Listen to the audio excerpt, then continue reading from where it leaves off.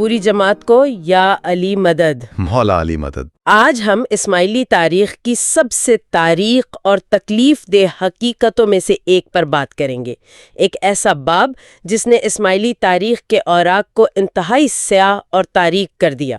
جی، بنو امیہ کا عروج۔ بنو امیہ کا عروج، معاویہ سے لے کر اسپین میں خلافت کے خاتمے تک۔ یہ واقعی تاریخ کا ایک ایسا موڑ ہے جہاں بہت کچھ بدلا، اقتدار کی جنگیں، خاندانوں کا عروج و زوال، اور اسلامی دنیا کی پوری سیاست اور ثقافت ہی بدل گئی۔ بالکل، یہ صرف کچھ واقعات نہیں ہے بلکہ ایک ایسی کہانی ہے جس کے اثرات آج تک محسوس کیے جاتے ہیں۔ تو آج کی اس گہری گفتگو میں ہم اسی کہانی کو سمجھنے کی کوشش کریں گے۔ اس میں معاویہ کا خلیفہ بننا، امام حسن کا دستبردار ہونا، اور پھر امام حسن کو زہر دے کر شہید کیا جانا، جی، اور پھر بنو امیہ کی وہ 90 سالہ حکومت، عباسیوں کا انہیں موصول کرنا، اور آخر میں بچ جانے والے امیوں کا اسپین فرار ہو کر ایک نئی عمارت قائم کرنا۔ بہت کچھ ہے اس میں۔ جی بالکل، تو آئیے اس معاملے کو کھولتے ہیں۔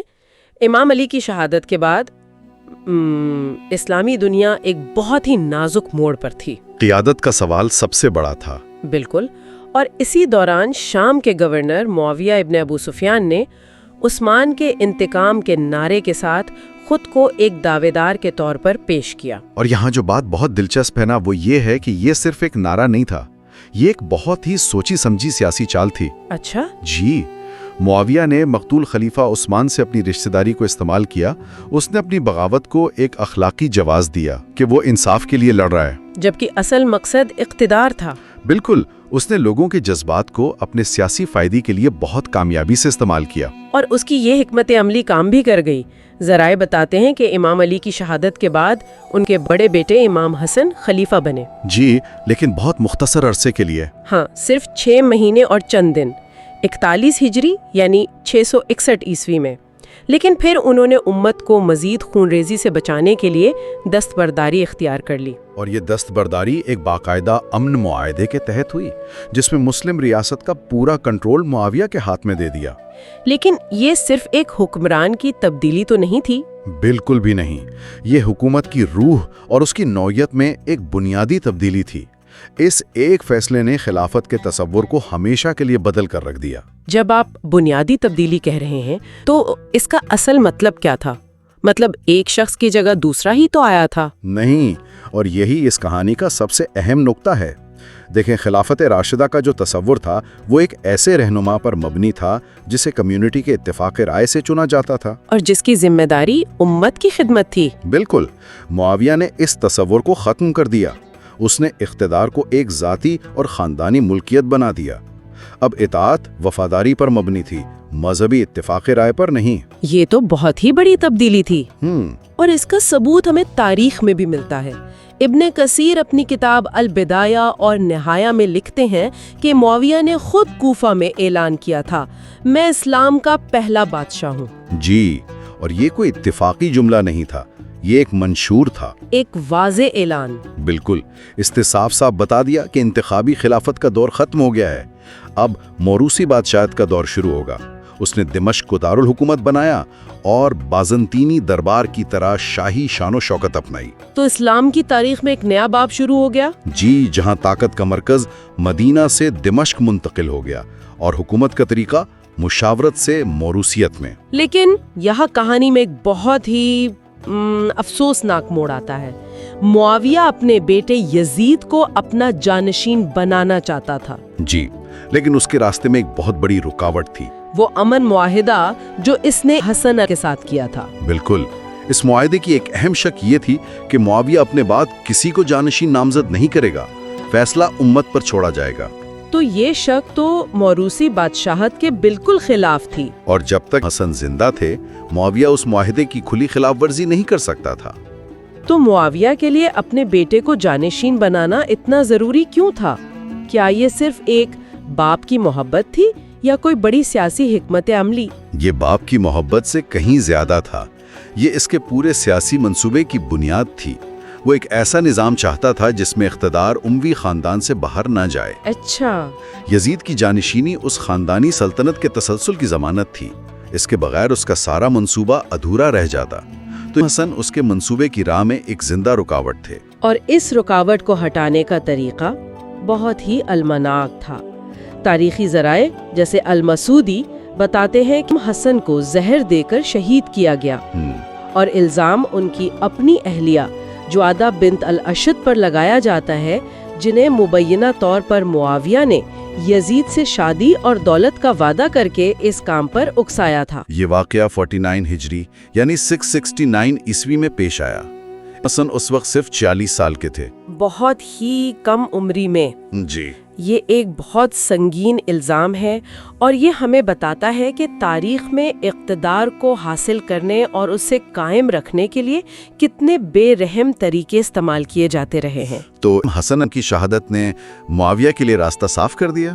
بالکل، راستہ مکمل طور پر صاف ہو گیا۔ اس نے فوراً سلطنت کے مختلف علاقوں سے یزید کے لیے بیعت لینا شروع کر دی، اور اس طرح اسلامی دنیا میں پہلی بار موروثی جانشینی کی بنیاد رکھی۔ ایک ایسا فیصلہ جس کے نتائج بہت دور تک گئے اور بہت تباہ کن بھی۔ اس کے بعد اموی خاندان نے تقریباً 1 صدی تک حکومت کی۔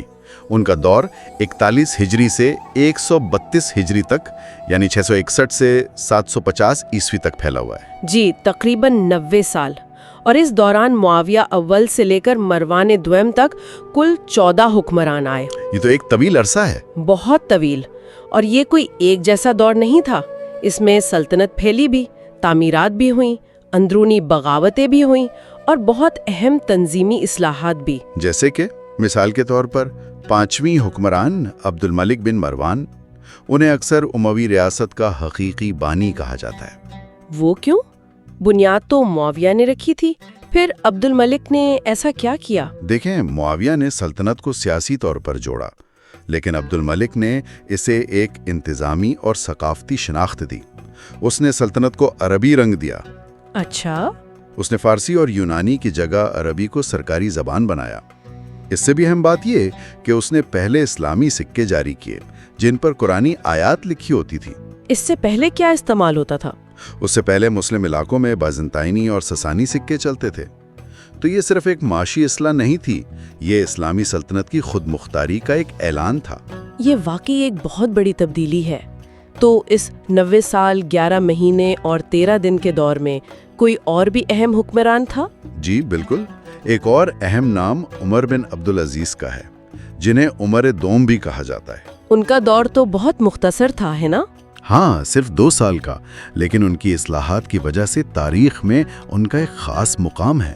انہوں نے شاہی اخراجات کم کیے، غیر مسلموں پر کچھ غیر منصفانہ ٹیکس ختم کیے، اور انصاف پر مبنی حکومت قائم کرنے کی کوشش کی۔ کچھ مورخین تو انہیں 5واں خلیفہ راشد بھی کہتے ہیں۔ اسی لیے کہتے ہیں کیونکہ انہوں نے خلافت کے ابتدائی اصولوں کو دوبارہ زندہ کرنے کی کوشش کی، لیکن ان کی اصلاحات امی شاہی خاندان کے مفادات کے خلاف تھیں اور ان کی جلد ہی وفات ہو گئی۔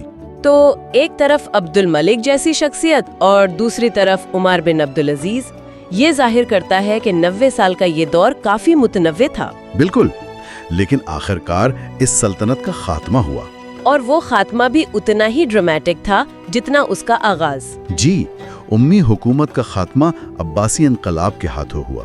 عباسی جو پیغمبر اسلام صلی اللہ علیہ وسلم کے چچا عباس کی اولاد تھے، انہوں نے امویوں کے خلاف ایک لمبی خفیہ تحریک چلائی۔ اور انہوں نے لوگوں کو کس بنیاد پر اپنے ساتھ ملایا؟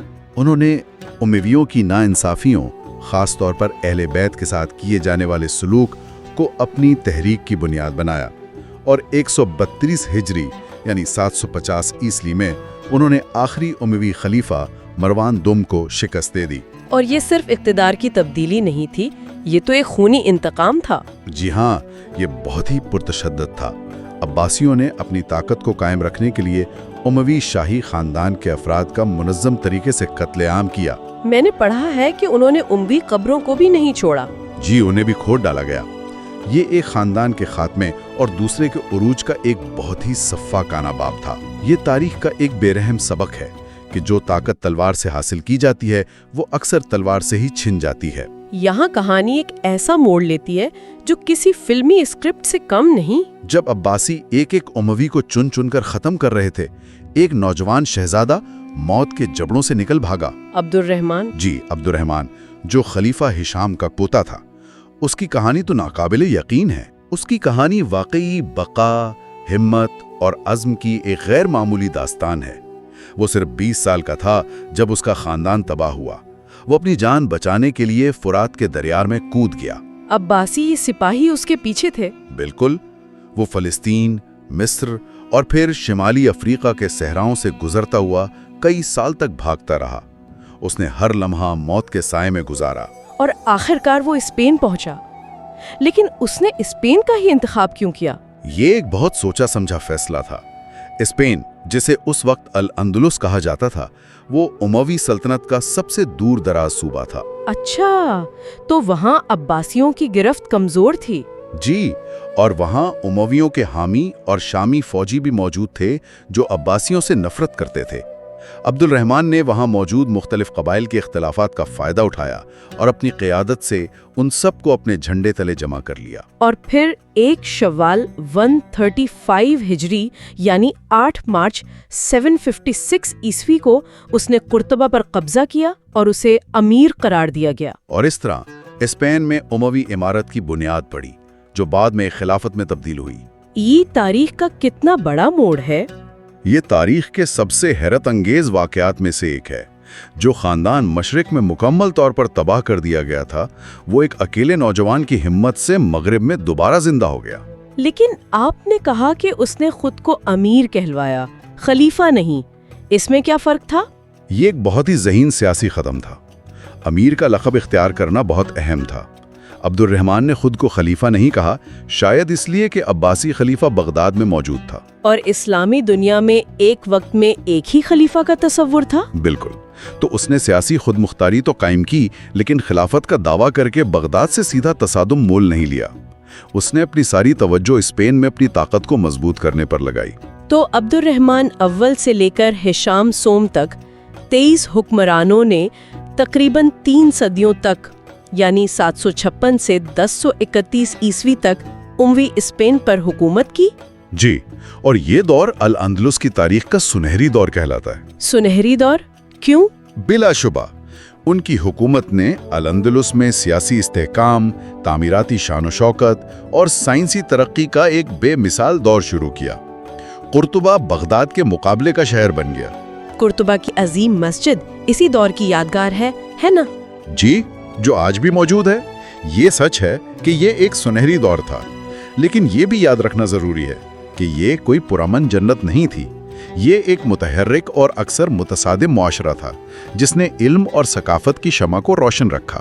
تو ان تمام باتوں کا کیا مطلب ہے؟ ہم نے خلافت کو بادشاہت میں بدلتے دیکھا، ایک خاندان کو یقینی بنانے کے لیے کی گئی المناک سازشوں کا ذکر کیا، شام میں 90 سالہ حکومت اور اس کے پرتشدد خاتمے کو دیکھا، اور پھر اسپین میں اسی خاندان کے ایک غیر معمولی پنرجنم کو دیکھا۔ اس سے پہلے کہ ہم آج کی گفتگو ختم کریں، میں اپنے سامعین کو بتانا چاہوں گی کہ ہمارا چوتھا چینل اسماعیلی ایسنس خدمت اب لانچ ہو چکا ہے، جہاں ہم واعظ اور گنان کا مواد شیئر کریں گے۔ آپ اس کا لوگو اسکرین پر بھی دیکھ سکتے ہیں۔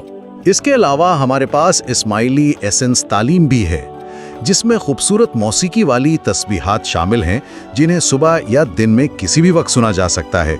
اس کا لنک بھی ڈسکرپشن میں موجود ہے۔